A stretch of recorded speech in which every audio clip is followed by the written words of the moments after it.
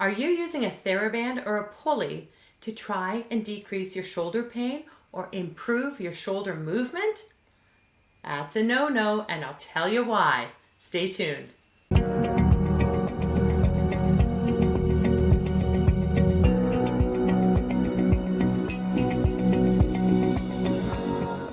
Hey there, it's Marian. It's Monday, and I'm so happy to be with you today.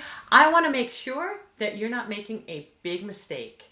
When you have that pulley, and whether you're doing those external rotations that I see people doing with their TheraBand, or you're at the gym and you've got the pulley and you're doing some pulls with that, that's strengthening. You're going for reps.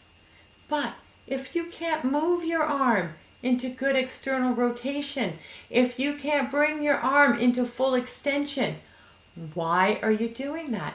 We don't want to strengthen a muscle when it doesn't have good range of motion. Number one, you're not getting the full effect and you're wasting your time. If I want to increase my shoulder extension, which is moving that arm behind me, because I know from watching previous Monday moves that it's going to help with my walking and it's going to help with all sorts of activities. It's going to keep my body in a nice neutral position. Why would I want to strengthen a muscle that's already tight? When we strengthen, we actually tighten the muscle.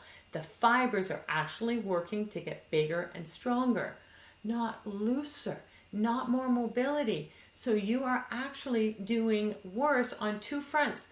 You're not increasing your range of motion and you're actually making the fibers tighter. So we don't want to go there yet. We don't want to go there yet.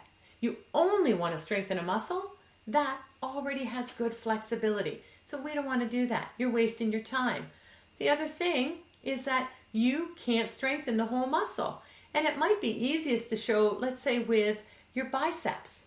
So if my arm is out here and I want to do a bicep curl, why would I only go to here and back? Why would I not bring that arm all the way up and all the way back? So if I sat here and did this bicep curl like this, you'd say, well, no, you're not getting the full effect of your strength training. Well, of course I'm not, because I can't move my elbow any further because I haven't worked my range of motion. And that's what's happening within the shoulder. So let's do a really easy example. Let's talk about your hamstrings. Can you bend down and touch the floor with your hands, keeping your knees straight? Do you feel it in your hamstrings? Are your hamstrings tight? Chances are you're going to feel that stretch in your hamstrings, or you're not even going to get to the floor. But let's say you want to start building up those hamstrings. You want to build strength in your legs. So you're going to be doing hamstring curls, and you're going to be doing lunges, and you're going to be doing squats, all these different activities to work your legs. So let's do that leg workout, and the next day, bend down again and try and touch your toes or touch the floor. It's going to hurt. It's going to be even tighter. Why? Because you're building strength. You did all those activities to work those muscles to make them tighter. So this is what happens with the shoulder. You're making it tighter and tighter, and that's because you're doing strengthening exercises. So with your hamstrings, you're going to have to double duty the stretching just to not only get rid of the pain from the workout, but to keep them flexible. If your shoulder has had damage, has issue, has surgery, long-standing problems, you need that range of motion first, or you're never going to get over that hurdle of getting through the movement issues to get on with the stability and the strengthening. Do you have pain in that shoulder? Do you get aches and pains and tightness in the front or the back or down the sides?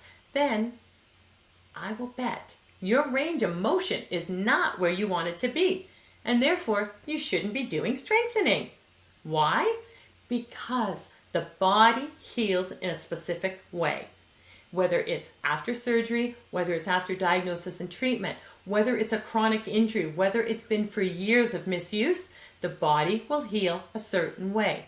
So you need a specific movement therapy framework to work the body how it heals. If you try to push past and jump over that range of motion, the body's going to fight you on it because it needs to move well first before it gets to stability and strengthening. And that's the key. 3 simple steps: mobility, stability, and then strength. So if you're strengthening a shoulder joint that isn't moving well, you're in for long-term issues. And I'm not saying this to scare you. I'm saying this so you get back to those foundations of moving. Let's take a look here at learning about the shoulder, just a little bit.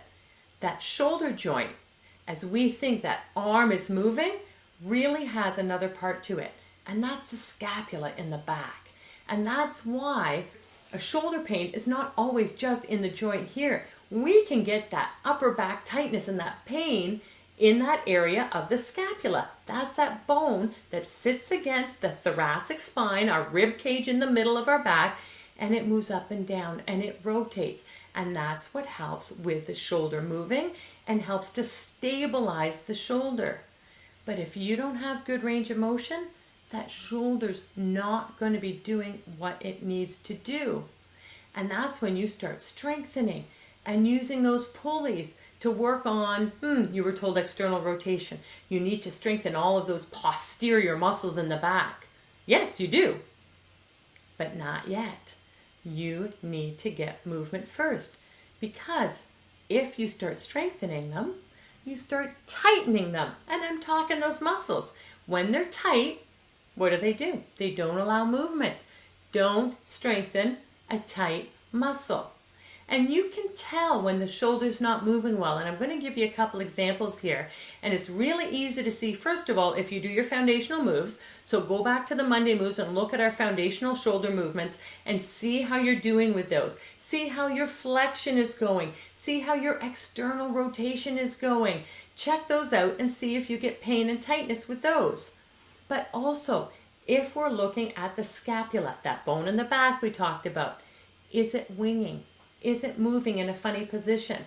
Here's a picture of me not too long ago, before my accident, trying to work on my pull-ups. I am not good with pull-ups, and it is something I really want to be able to do well. So I am struggling with trying to get that strength up and get that positioning, because I know I'm ready to go. And when you look at this picture and you look at where my arms are, I've got good shoulder range of motion. I'm working on those muscles. And can you see the scapula? Right flat against the ribs there. You can't see anything sticking out and winging. Unlike this picture. I got this picture off of a feed today that was demonstrating activities for women. And when I looked at it, I thought, I'm going to slow down on my Monday moves. I'm going to put this in because this is an awesome example of what we don't want. Look at the scapula. Look at those bones in the back. You see how they're lifting off that rib cage? They're not where they should be. They're not stable against the ribs. Why? Because stability wasn't done before strengthening, and because range of motion work wasn't done before stability. Those are our 3 levels: mobility, stability, and strength. But this lady's standing here with weights in her hands, and you can see that left arm is right out to the side. But that right arm, that's way in. Why would we want that when we're demonstrating an exercise? We wouldn't. We can see she doesn't have good range of motion with that right arm, and you look at that right scapula, you can see it's not in the right spot. So I don't want those weights in your hands if you've got that scapula winging, and I don't want that TheraBand in your hand if you've got range of motion that's not great for you. Now, range of motion is an individual thing. It depends on a lot of different issues, but I want it to be good for you for the activities that you love and getting back to where it's a range that's comfortable, pain-free for you. So to say that 180 degrees of flexion and abduction is great, well, it is, but you may not get there, and I don't want you to feel bad about that. I want you to feel good with moving to your maximal ability and then working after that on stability and strength. Look at the cover for Monday Moves. Look at that wrist position. Is your wrist in a neutral position? Can you even get it into a neutral position to work on that pulley? If not, then you need to work on that wrist range of motion. Go back to thumbs and guns and take a look at that and see if you've got enough mobility in the wrist and in the fingers to be doing that activity. And one of the concerns for my breast cancer patients is if you've got that pulley and you've got that wrist in that position, when you're working on TheraBands, you are decreasing the flow of fluids in your upper extremity, and therefore you're increasing your risk of lymphedema. I know you are doing exercises to decrease your risk of lymphedema, to decrease the buildup that you have with lymphedema. But when you take those joints and you put them into that position, then you are causing problems by not having a neutral position. If we use another example, and I'll show you this picture, how many of you have done these bridging exercises to try and build up your glutes? We see this now, it's more common because we're aware of the glutes needing to fire to give us that proper walking position. And again, go back to my walking video and watch how important it is for the glutes to fire, but they cannot fire when you're walking unless you've got the range of motion in your hips. So doing this position and building up the glutes, that's great, but it's not going to transfer to walking better if you haven't worked the range of motion first. So that's the same thing with your shoulder. You can do the pulleys, you can build the strength, but if you don't have that range of motion first, you're not going to get the benefits. So put down the pulleys, put down the TheraBands, put down the weights, and work your foundational movement strategies first. And it may not just be right after shoulder surgery. It may not be just after an injury. This could be 6 months a year, 2 years after, where you realize you've been coping. You've been finding other ways to do activities, and it could be the result of getting really tight in the neck or really tight in your mid-back, because these are ways that you're going to find to change and modify what you're doing because you don't have that shoulder movement. So I want to give you that shoulder movement back, even if it's been a long time since diagnosis, since treatment. So I'm going to show you a little link at the end. I want you to sign up, but it is not too late. Even if it's been a year, 2 years, 5 years, you can definitely get that back. And that's why I'm letting you in on a little secret about what's coming in January. It's a course, it's online, and it's called Your Next Move. And it is teaching you all the foundational movements about the shoulder that you need to have before you level up to stability and before you level up to strengthening. So if you look at those foundational moves and you can't move your shoulders how you want to be able to move them, if you've been struggling with not knowing how to do the stretching routines, not knowing what's safe, and not knowing how to get to that next step, then your next move is for you. So jump on the wait list by going to marianbarnick.com/your next move and put your name on the wait list. You will be the first to know when we release the dates. You will be the first to be able to sign up for the limited spots that are available. And you're also going to have a waitlist bonus that is going to absolutely help you with 2 specific moves that are going to really streamline your efforts, get you there faster, better, and decrease that pain to get you to where you want to be.